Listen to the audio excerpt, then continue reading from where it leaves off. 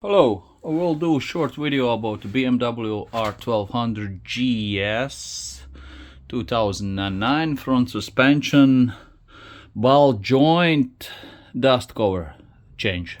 It's broken, it's cracked, grease is coming out.